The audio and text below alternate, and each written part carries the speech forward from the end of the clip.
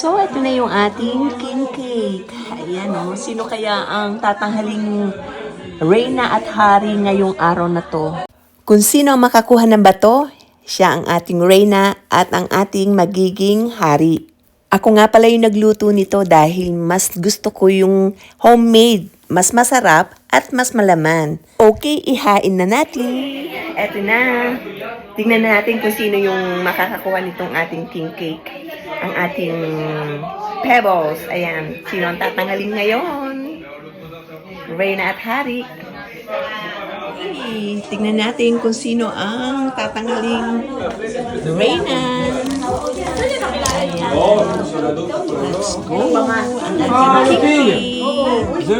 Ito yung aking homemade na king cake. Ayan o, makikita nyo talagang malaman siya. So, atin ang i-divide at hahanapin kung sino ang makakakuha ng pebbles. So, ayan, lahat nabigyan na ng ating cake. Ayan, sino kaya yung makakakuha ng ating pebbles? Ayan, tignan na natin. Okay, ito yung sa akin. Okay, ayan, wala sa cake ko ang pebbles. Ayan, si Munamur ang nakakuha ng ating pebbles. Ayan, siya ang tinanghal na hari. Ready na siya para iputong ang kanyang corona. Bibla King! Yes, ang ating kamahalan.